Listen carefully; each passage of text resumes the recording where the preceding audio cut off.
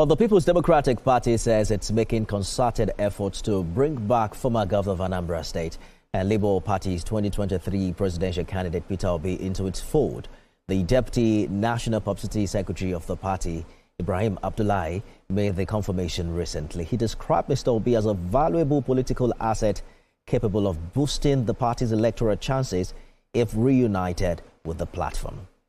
Let's bring in TVC News' Uzona Onoye for more on this development. I'm wondering what you see tonight through your crystal ball, whether or not Peter Obi will be back to the umbrella. It will be quite difficult to give a straightforward answer, but we'll just have a conversation, and maybe at the end, I'll bring back the question to you to answer. Okay, so let's begin by still considering what the Deputy National Publicity Secretary said. He was emphatic. Yes, he is our product, referring to Mr. Peter Obi. He is our product. We want him. We want to get him back inside. Indeed, he is a very great capital. If you read the entire text, you will find out that he also referred to the outcome of the 2023 election, where Mr. Peter Obi had over 6 million votes on the platform of the Labour Party. But let's go a bit further. What we are going to consider is just in three parts. What will PDP gain in case Mr. Peter Obi decides to go back to the PDP? Will Peter Obi respond to that call to return to the party?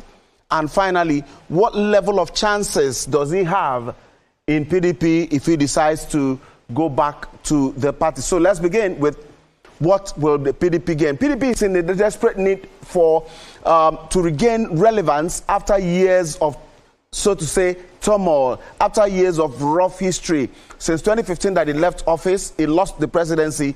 PDP has not really found its feet again as one of the largest party in Africa. In fact, at the point in time, it was said to be the largest party on the continent. But since 2015, it has been struggling.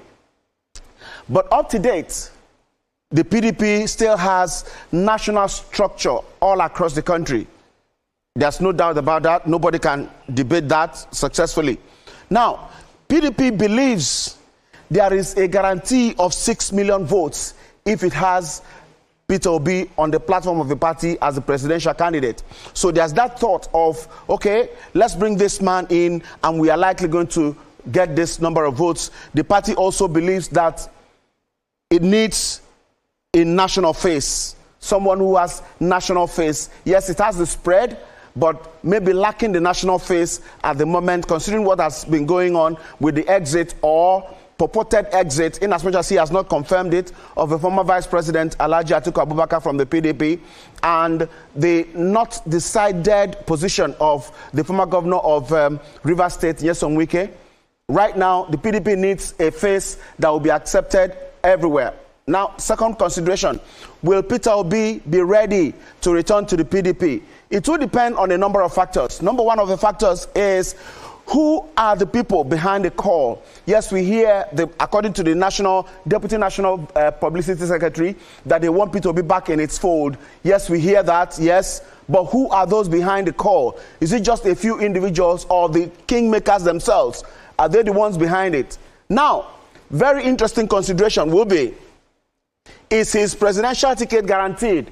Because whatever you give to Peter Obi without the presidential ticket will not be acceptable.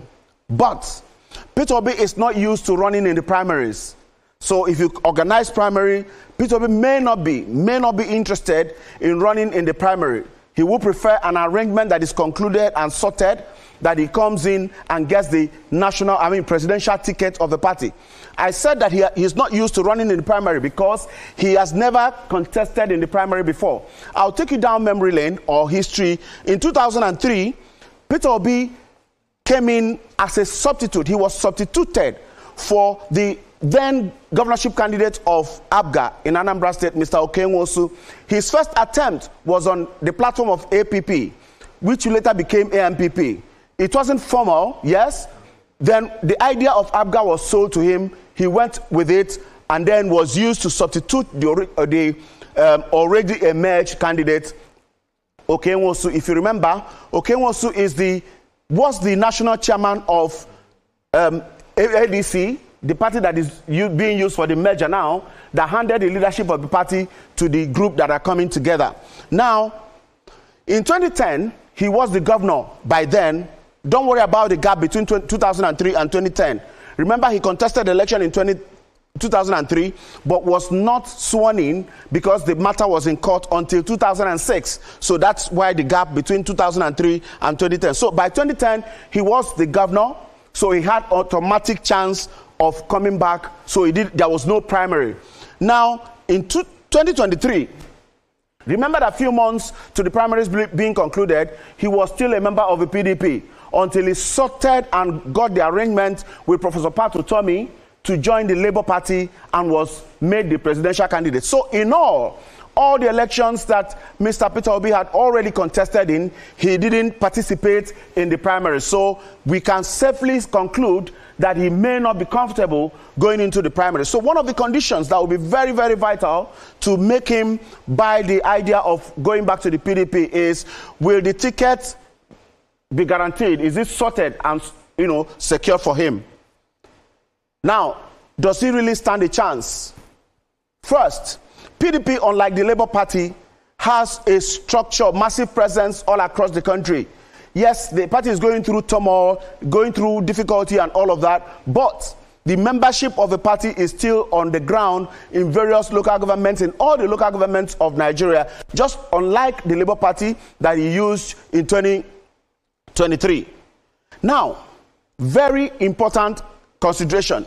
The obedient movement must be made to trust that process before he could be said to stand a reasonable chance. If the obedient movement is not made to trust that process, he will not be said to stand any reasonable chance. So that is a vital consideration to make at that point. Now, there will be a northern concern. There will be a northern concern and agitation if he would become the candidate. Why should that be? It should be because already there is an incumbent who is from the south, and the north is already feeling that it is their turn. The south, by 2027, the south will have held Nigeria's presidency for 17 years, whereas the north has held it for 10 years. So that concern is there. But it's more understandable when there is an incumbent president who is going for a second term than to bring in somebody fresh to come and start a possible 8-year tenure afresh. So that's a big challenge that he will have to deal with. Therefore, he must secure a broad acceptance of his single-term promise. He had already promised that he's going to do a single term, but trusting a politician at that point, well, I won't want to say more on that, but I do not think it's something that is safe to do. Then, finally, all things being equal, Mr. Nyesom Wike will be a very big factor to consider. What is his position? But if you ask me, I will think that Mr. Nyesom Wike will be comfortable to have a candidate, whether it is Mr. Peter Obi or not, a candidate that can take the party forward, move the party forward, secure some states, win some National Assembly seats, and then wait for whatever that will happen at the presidential election.